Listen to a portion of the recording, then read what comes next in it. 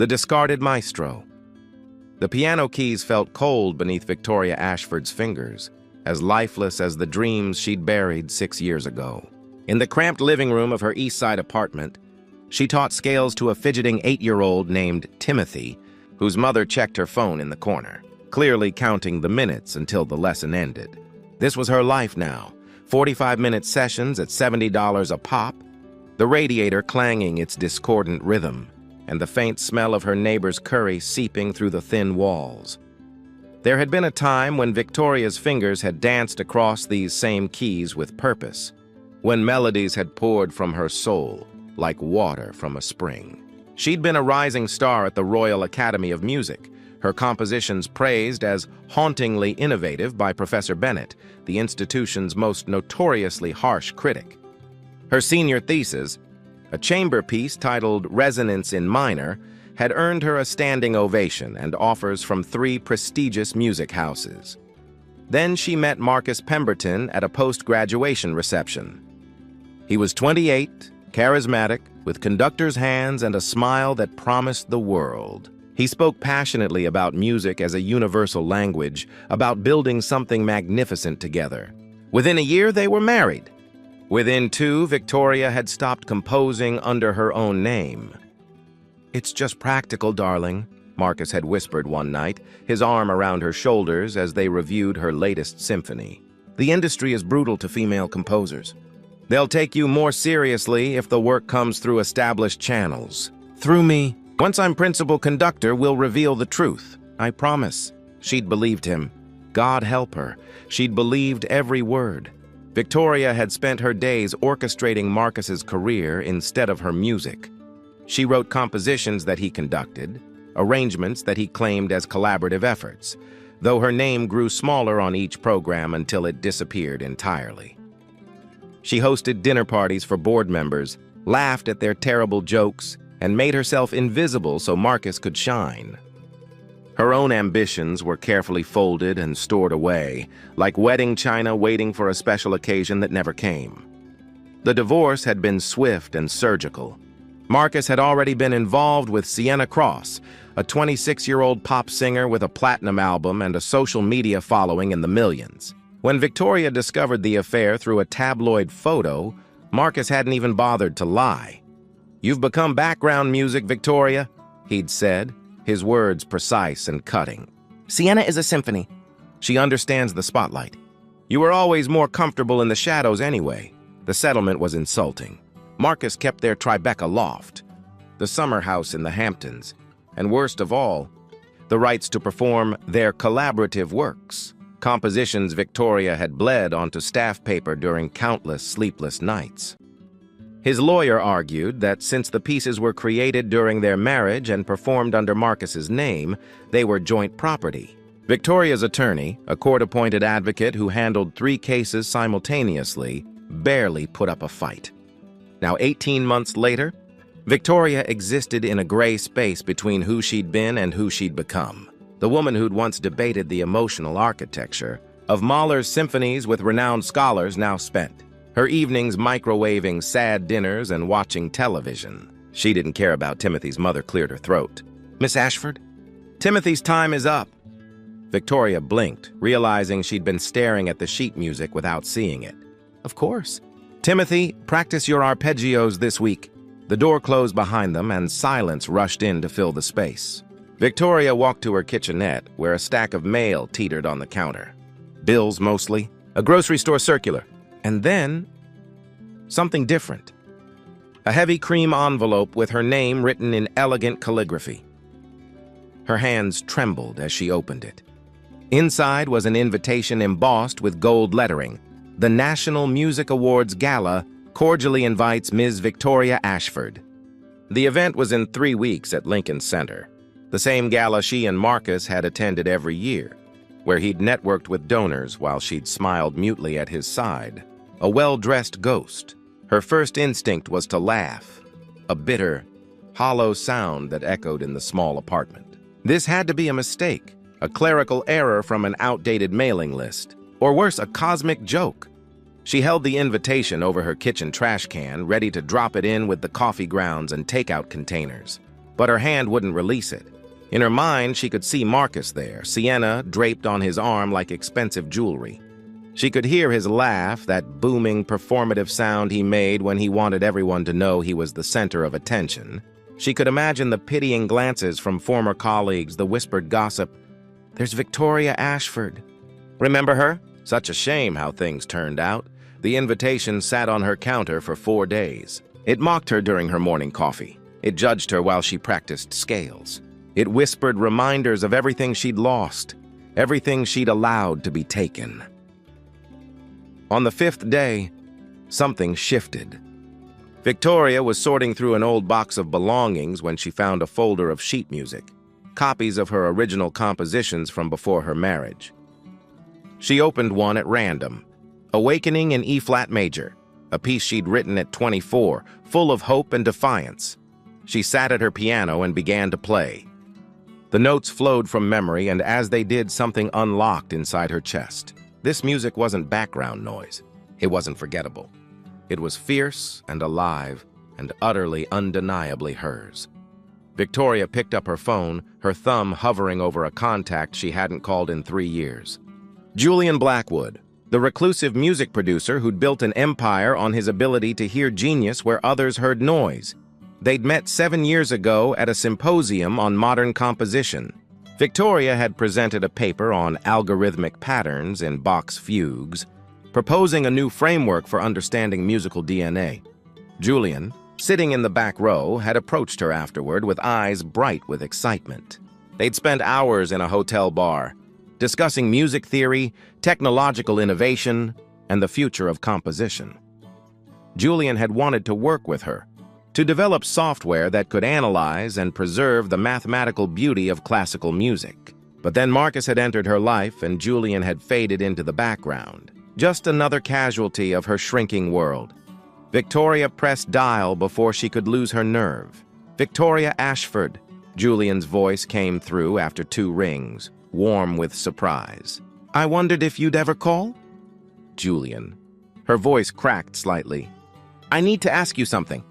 And I have a proposition. I'm listening." She explained everything. The gala, her fear, her fury, and finally, the idea that had been forming in her mind since she'd played that old composition. The software we discussed years ago, the Musical Genome Project. Is it still possible? There was a pause.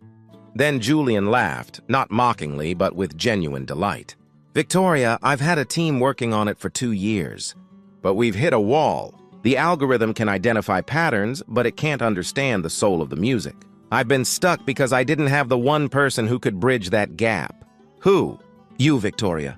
I've always needed you, the architect of the entire concept. I was planning to fly to New York next month to find you and offer you the position of Chief Creative Director. It seems you've saved me a trip." Victoria sank onto her worn sofa, tears streaming down her face, not from sadness, but from the overwhelming relief of being seen, truly seen, after years of invisibility. "About the gala," Julian continued. "I'll be there. And Victoria, wear something that makes you feel powerful. It's time the world remembered your name." The night of reckoning, Marcus Pemberton adjusted his bow tie in the mirror of his penthouse bathroom, admiring the way his custom-tailored tuxedo accentuated his frame. Tonight was crucial. The National Music Awards Gala wasn't just a social event, it was a stage, and he intended to perform flawlessly.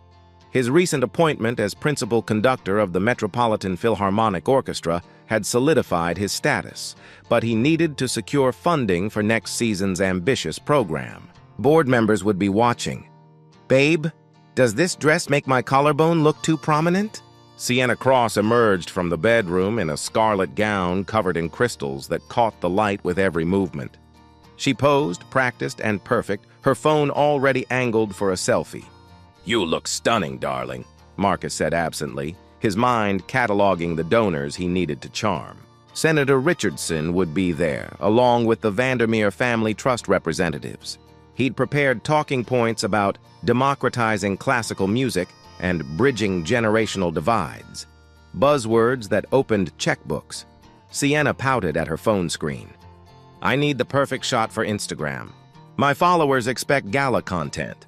Remember 2 years ago when your ex-wife spilled champagne on that donor's dress? God, that was so embarrassing for you. At least I know how to handle myself in public.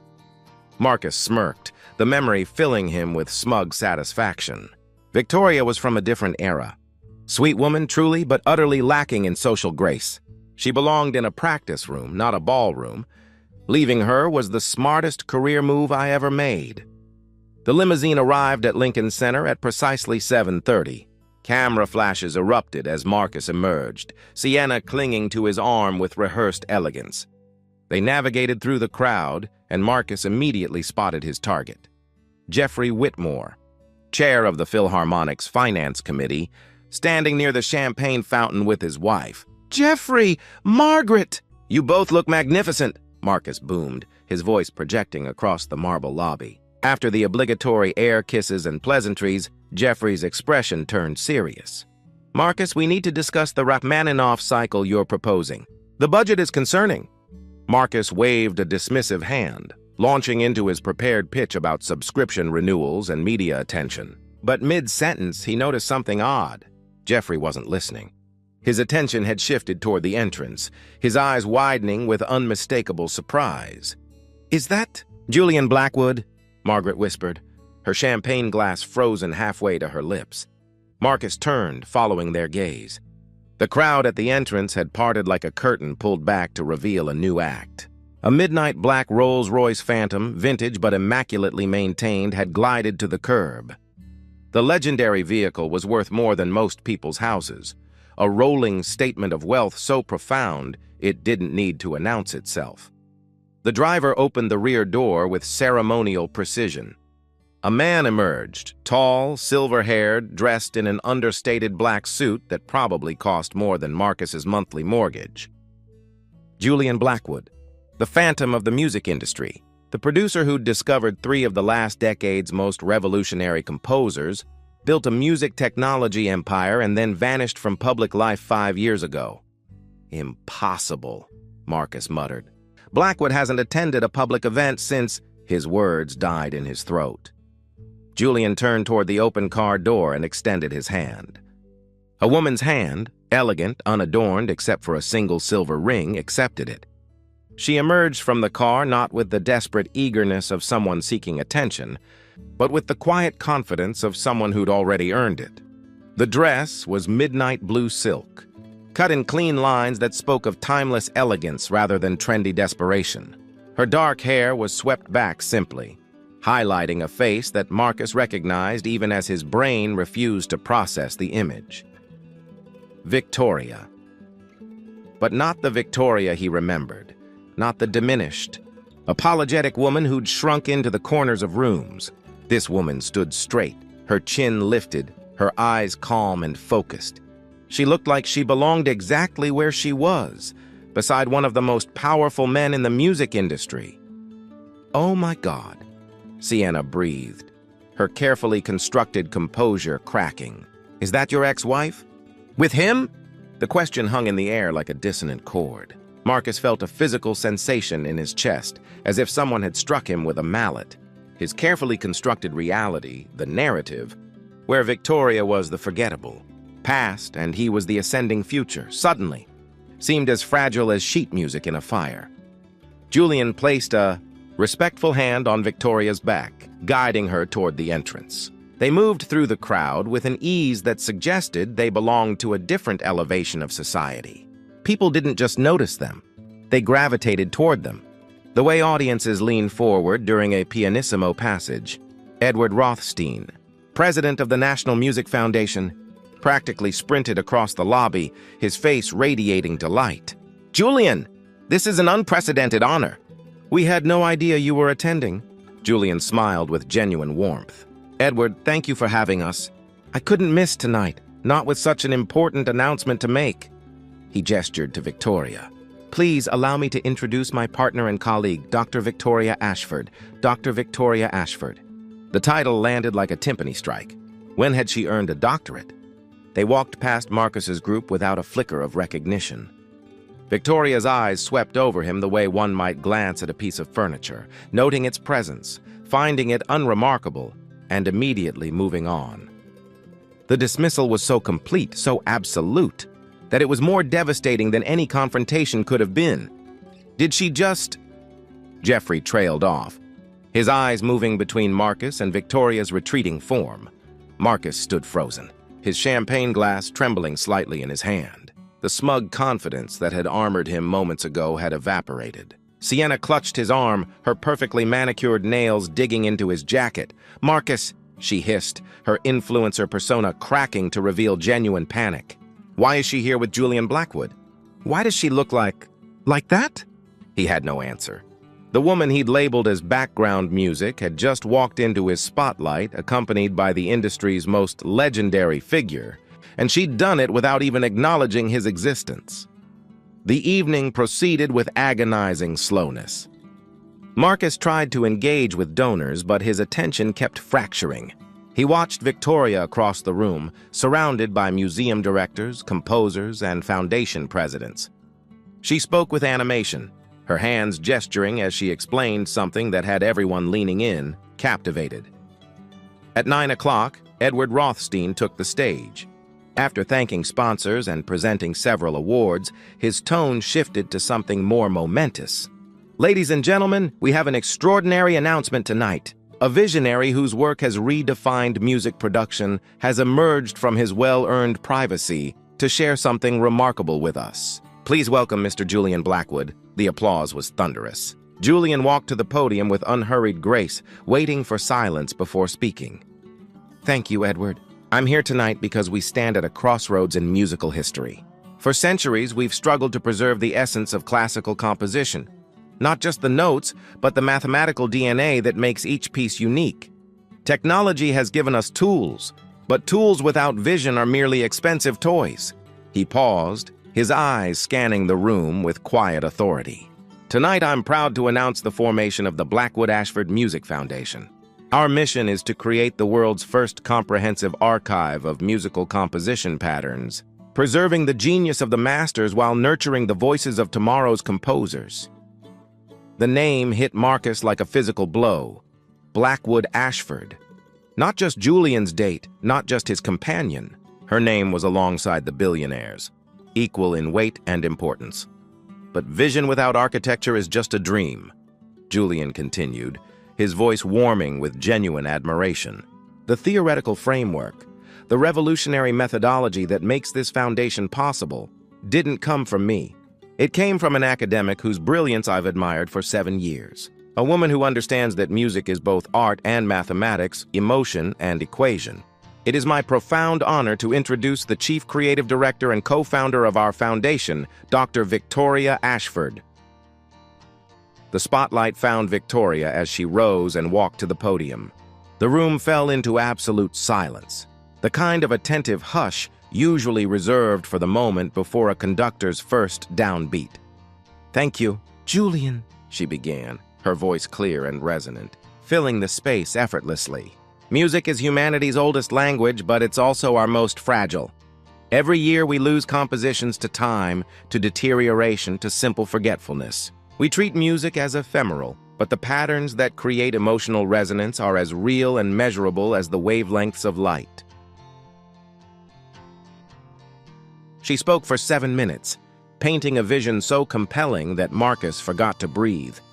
She discussed algorithmic analysis of Bach's counterpoint, the preservation of folk traditions through digital mapping, and the creation of a global database that would democratize access to musical education. Her passion was infectious, her intellect undeniable, her presence absolutely commanding. When she finished, the standing ovation lasted a full minute. Marcus watched as board members, philanthropists, and composers surrounded her, cards and promises exchanged like currency. Jeffrey Whitmore appeared at Marcus's elbow, his expression carefully neutral. "Quite the revelation, isn't it? I had no idea your ex-wife was such a formidable scholar." Marcus couldn't form words. Everything he'd believed about his marriage, about Victoria, about his own superiority, it was all revealed as fiction, a story he'd written to justify his own cruelty. "If you'll excuse me," Jeffrey continued, his voice cooling by several degrees, "I need to speak with Dr. Ashford about a potential partnership. The Philharmonic could benefit greatly from her foundation's resources. Marcus stumbled toward the terrace, desperate for air that didn't smell like his own humiliation. The city glittered below, indifferent to his unraveling world. Well, that was quite the spectacle. The voice belonged to Thomas Brennan, conductor of the Boston Symphony, a rival Marcus had always dismissed as second tier. I had no idea, Marcus stammered. She never mentioned what? Her doctorate from Cambridge? Her published papers on musical theory? Or perhaps the fact that you built your entire career on her compositions? Thomas took a slow sip of his whiskey, his eyes cold. The industry is small, Marcus. We all know. We've always known. Marcus's heart stopped. What are you talking about? Resonance in D minor, Thomas said. Your signature piece, the one that got you the Metropolitan position? I was on the panel that reviewed Victoria's original thesis at the Royal Academy 12 years ago. It was called Resonance in Minor then.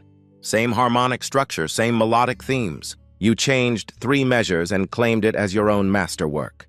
The terrace tilted beneath Marcus's feet. That was a collaboration. We were married. It was joint work, Thomas laughed, a harsh, ugly sound. Keep telling yourself that. But the Foundation's legal team has already filed formal copyright claims on 17 compositions currently attributed to you. By next month, program notes will reflect the true composer, Dr. Victoria Ashford, with conducting by Marcus Pemberton. He finished his whiskey and set the glass down with deliberate care. You didn't just divorce her, Marcus. You erased her, took credit for her genius, and convinced her she was nothing. And now? He gestured toward the ballroom where Victoria's laughter drifted through the open doors. Now the truth conducts its own symphony. And you're just a man waving a stick, pretending he created the music. Thomas walked away, leaving Marcus alone with the city's indifferent lights and the echo of applause that would never again be meant for him. The morning after the gala, Marcus Pemberton woke to the insistent buzzing of his phone. For one merciful moment, he thought the previous night had been a stress-induced nightmare, a fever dream born of too much champagne and anxiety. Then he saw the notifications, 47 missed calls, hundreds of texts, and his email inbox exploding with red flags. His hands shook as he unlocked the screen. The first headline made his stomach drop. Musical genius revealed. Dr. Victoria Ashford's compositions mistakenly attributed to ex-husband for years. The New York Times. He scrolled frantically. Bloomberg, The Guardian, Classical Music Magazine, every major outlet was running the story. But it was the piece in the Symphony Observer, the industry's most respected trade publication, that destroyed him. Marcus Pemberton, the conductor who couldn't compose. An investigation reveals that 17 major compositions attributed to Metropolitan Philharmonic principal conductor Marcus Pemberton were actually written by his ex-wife, Dr. Victoria Ashford.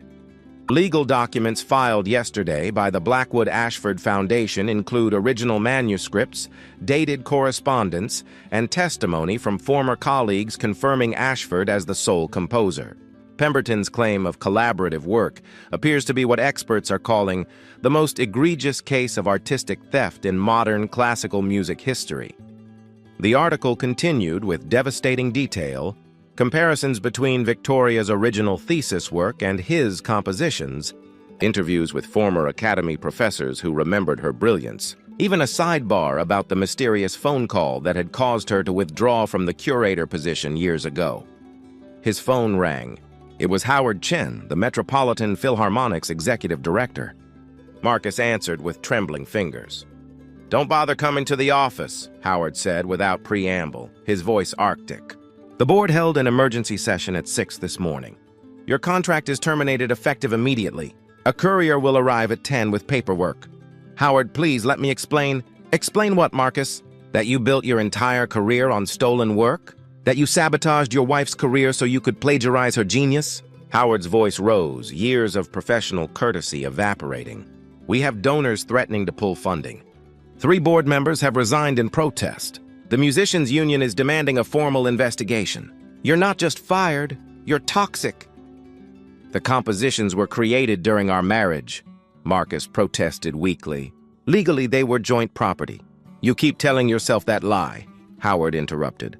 "But the Foundation's lawyers have documentation proving Victoria created every note before your marriage, during your marriage, and that you systematically prevented her from receiving credit. They have emails, Marcus. Emails where you explicitly instructed copyists to remove her name from scores. They have recordings of you telling donors that your simple wife didn't understand the complexities of composition." The line went dead. Marcus sat on the edge of his bed. His custom-made tuxedo from last night crumpled on the floor like a shed skin. The penthouse around him, the floor-to-ceiling windows overlooking Central Park, the Steinway grand piano in the corner, the walls lined with framed programs featuring his name in bold letters, suddenly felt like a mausoleum housing a corpse that was still breathing. By noon, the unraveling was complete. The Philharmonic's statement was circulated to every media outlet. The Metropolitan Philharmonic Orchestra has severed all ties with Marcus Pemberton following revelations of artistic misconduct. We apologize to Dr. Victoria Ashford and commit to properly attributing her compositions in all future performances. Sienna returned to the penthouse at 2 o'clock, but only to collect her belongings. She didn't even look at him as she stuffed designer clothes into suitcases. "Sienna, we can get through this," Marcus pleaded, following her from room to room like a ghost haunting his own life. "It's a misunderstanding. Once people hear my side..." She whirled on him, her influencer mask completely gone, replaced by pure calculation. "Your side? Marcus, there is no your side. You're a fraud, a thief. Do you understand what this does to my brand?" She held up her phone, showing him her Instagram analytics. "I've lost 30,000 followers in 12 hours. 30,000. Sponsors are canceling contracts. My agent says I'm now associated with toxic behavior and creative dishonesty." "You said you loved me," he whispered. Sienna laughed, high and brittle. "I loved the principal conductor of the Metropolitan Philharmonic. I loved the invitations, the prestige, the access. But you?" She zipped her final suitcase with violent force. "You're just a man who was cruel enough to destroy a brilliant woman and stupid enough to think you'd never get caught." "I don't love losers, Marcus. And right now, you're the biggest loser in New York." The door slammed behind her, the sound echoing through the empty penthouse like the final note of a dirge. 3 weeks later, Marcus had lost everything. The penthouse was seized to cover the Foundation's legal fees and restitution demands. His club membership was revoked. Former friends crossed the street to avoid him. He ended up in a studio apartment in Queens, the kind of place he used to fly over in helicopters without a second thought, never imagining he'd be looking up from the ground. The apartment had thin walls, a window that faced a brick wall, and a radiator that clanged with the same discordant rhythm that now scored his nightmares. He survived on savings that dwindled daily and the crushing weight of having become precisely what he'd always feared: irrelevant. On a gray Tuesday afternoon, driven by some masochistic compulsion, Marcus found himself standing outside the Blackwood Ashford Foundation headquarters in Midtown. The building was sleek glass and steel, with Victoria's name etched in elegant letters beside the entrance. Through the windows, he could see people moving with purpose, assistants carrying portfolios, musicians with instrument cases, the machinery of something important and real. He waited for 2 hours, coffee growing cold in his hands, until finally he saw her. Victoria emerged from the building with Julian at her side. They were examining something on a tablet, and she was pointing excitedly at the screen, explaining something that made Julian laugh, a genuine sound of intellectual delight.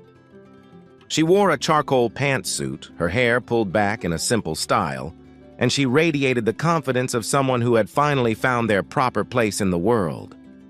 "Victoria," Marcus called out, his voice cracking. She stopped. The animation drained from her face, replaced by a neutral calm that was somehow worse than anger. She turned slowly, and Julian positioned himself slightly in front of her. Not threateningly, but as a silent reminder that she was no longer unprotected. "Marcus," she acknowledged. "Nothing more. I needed to see you," he began, the words tumbling out in a desperate rush. I've been trying to reach you, but your assistant won't put my calls through. I wanted to say I'm sorry for everything. For what I said at the gala, that was just ego, just fear talking. But more than that, his voice dropped to barely a whisper. I'm sorry for the museum, for the phone call, for sabotaging your career. Victoria's expression remained unreadable. Go on. I was terrified, Marcus continued, the confession pouring out like blood from a wound. When I saw how brilliant you were, how everyone at the academy talked about your potential, I realized you were going to leave me behind. You were going to become someone important, someone celebrated, and I would just be the mediocre man you'd outgrown. So I made sure you couldn't. I called the museum and told them you were withdrawing. I removed your name from the compositions. I told everyone you were just a hobbyist, someone who dabbled. I convinced you that your dreams were small and silly so that mine could seem larger. He took a shuddering breath. I didn't just steal your work, Victoria. I stole your identity. I stole years of your life. And I did it because I was a coward who couldn't stand the idea of being less than you. I'm sorry. God, I'm so sorry. The silence stretched between them like a rest in a musical score, empty space that somehow carried more weight than sound. Victoria took a small step forward, her eyes finally meeting his directly. Thank you for the apology, Marcus, she said, her voice measured and clear. I accept it, but I need you to understand. I accept it for my own peace, not for yours. Forgiveness is the final chain I had to break to be completely free of the prison you built around me. She paused, gathering her thoughts with the precision of a composer arranging notes. For 11 years, I allowed your definition of me to become my reality. When you called me untalented, I stopped composing. When you said my work was derivative, I treated my own genius as a hobby. When you told me I was lucky to have you, I believed that supporting your career was the highest achievement I could hope for. Her voice grew stronger, more resonant. The great tragedy of our marriage wasn't the divorce, Marcus. It was the systematic murder of my spirit, a murder I participated in because I thought self-erasure was the price of love. I watched myself disappear, and I told myself that was what wives do, what good women do. Julian shifted slightly, his hand resting supportively on Victoria's shoulder, but he remained silent, understanding that this moment belonged entirely to her. This life I have now, Victoria continued, gesturing to the building behind her. I didn't build it to spite you. I built it on the foundation of the woman I was before I met you and the woman I became after I left you. My success exists on a plane you cannot even comprehend because it's built on mutual respect, genuine partnership, and the revolutionary idea that I am not a supporting character in someone else's story. She looked at him with something that might have been pity, or perhaps just the distant acknowledgement one might give to a cautionary tale. You asked me once why I stayed so long, why I let you diminish me. I've thought about that question every day since the divorce. And here's what I learned. I stayed because I was taught that making myself smaller was how women keep men. That accommodation was love. That silence was grace. Victoria, he started, but she held up her hand. But what you never understood, Marcus, is that you didn't defeat me. You revealed yourself. Every time you took credit for my work, you proved you had nothing original to offer. Every time you mocked my intelligence, you exposed your own insecurity. Every time you told me I was lucky to have you, you were really begging me not to realize you were the lucky one.